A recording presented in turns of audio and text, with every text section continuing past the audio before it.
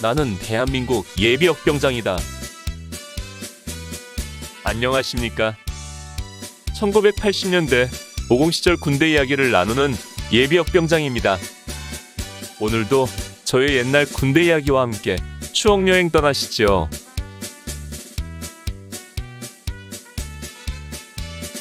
나의 상병시절 195번째 이야기. 군생활 마지막 동계훈련. 2. 출동 산악훈련장을 향하여. 1982년 12월 13일 월요일 0시. 비상! 불침번의 외침소리와 함께 우리들은 자리에서 즉시 일어나 복장을 갖추며 출동 준비를 했습니다. 덮고 잤던 모포는 말아서 군장에 달고 바닥에 깔았던 매트리스는 소대창고로 들였습니다. 후임병들은 분주히 오가며 미진한 네모반 정리를 했고, 고참들은 예전 우리 선임들이 그랬던 것처럼 여유를 부리며 천천히 옷을 입고 군화를 신고 군장 상태를 살피며 후임들에게 지적을 했습니다. 모든 준비를 마치고 소대 창고문을 잠근 뒤 대기하고 있는데 다시 주번하사의 전달 소리가 들려왔습니다. 출동 준비를 갖추고 내무반에서 대기할 것. 무슨 일인지 곧바로 출동하는 것이 아닌 것 같았습니다.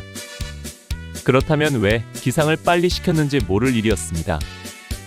늘 잠이 부족한데 조금이라도 더 자도록 두었으면 얼마나 좋았겠는가.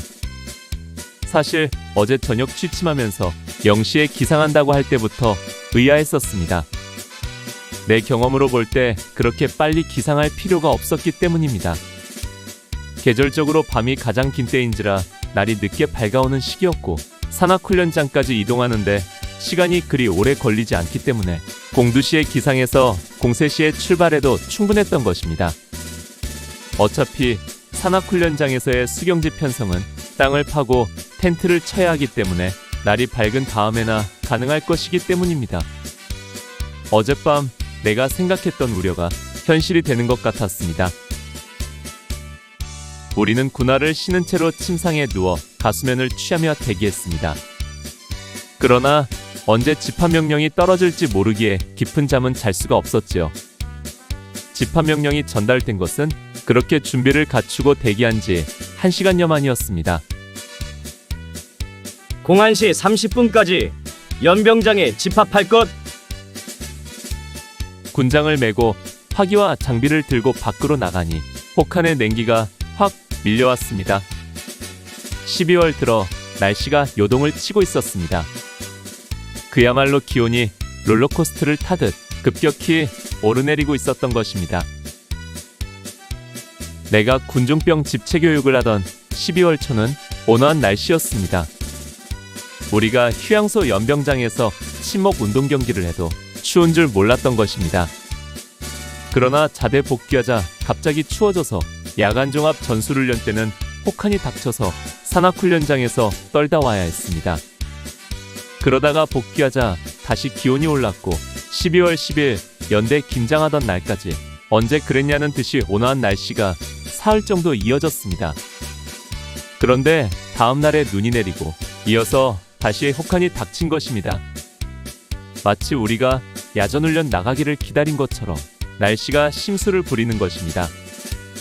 연병장에 집합하니 방한모를 쓰고 방한장갑을 끼고 마스크를 했는데도 밀려드는 추위는 막을 수가 없었습니다. 연병장에 집합하여 대대장의 간단한 훈시를 듣고 구중대를 선두로 출발했습니다. 우리 중대가 부대를 떠날 때가 새벽 2시. 나는 속으로 산악훈련장에 가는데 출발이 너무 빠르다는 생각을 했습니다.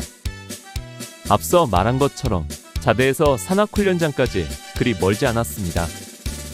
빨리 가면 3시간, 천천히 가도 3시간 30분 정도 걸리는 거리였습니다. 따라서 이 시간에 출발하면 어둠이 걷히기도 전인 새벽 5시 조금 넘어 도착할 것이었습니다. 그렇게 되면 어둠 속에서 수경지 편성하기가 쉽지 않을 것이고, 자칫 이 추위 속에서 삼형산 골짜기의 바람을 맞으며 대기해야 할 우려가 있었던 것입니다. 그런데 행군 상황은 내가 상상하지 못한 방향으로 전개되고 있었습니다. 부대를 벗어나 구암리 앞 도로와 만나는 당백간판까지 나온 행로는 양구선 착장 방향이 아닌 정반대로 도촌리 방향으로 돌린 것입니다. 나는 적이 당혹스러웠습니다. 그동안의 예로 보아 동계훈련에서는 전술적인 접적이동을 하지 않고 곧바로 수경지로 직행하는 것이 통례였기 때문입니다. 나뿐 아니라 다른 사람들도 웅성거렸습니다. 모두들 내가 느끼는 의구심을 함께 느끼는 것입니다. 우리의 속생각과는 상관없이 행로는 계속 진행하여 도촌리에 이르렀습니다. 나는 속으로 대레지 고개를 넘어갔다가 돌아오는 것 아닌가 생각하며 걱정이 되었습니다. 만약 내 예상대로 행군을 한다면 산악훈련장까지 최소한 7시간은 행군을 해야 하는 것입니다. 이 혹한의 새벽에 장거리 행군을 한다는 것이 얼마나 고통스러운지를 잘 알기 때문입니다. 그러나 행군은 도촌리 앞에서 환강리 쪽으로 좌회전하여 방향을 틀었습니다. 점점 알 수 없는 행로였지만 그래도 더 이상 산악훈련장에서 멀어지지 않는다는 것만으로도 위안이 되었습니다. 환강리 앞에서 서천 내물을 건넌 다음 두 길을 따라 양구읍 방향으로 나와 양구읍으로 진입하는 다리를 건너 양구선 착장 쪽으로 행로를 잡았습니다. 이제야 모든 것이 정상으로 돌아온 느낌이었습니다. 이제부터는 다른 길로 돌아갈 우려는 거의 없었기 때문이지요.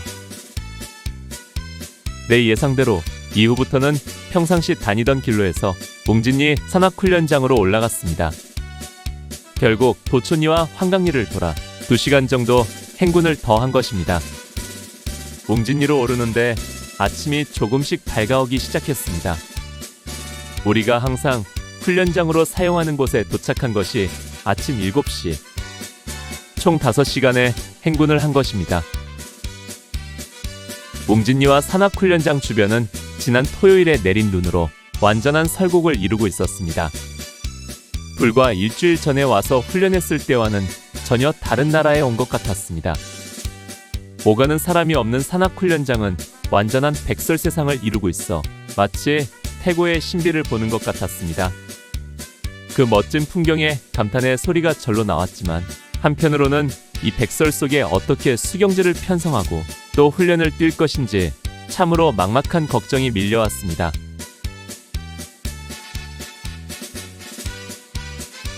오늘 추억여행에 함께 해주셔서 감사합니다. 다음 이야기를 기대해 주시고 구독과 좋아요 부탁드립니다. 항백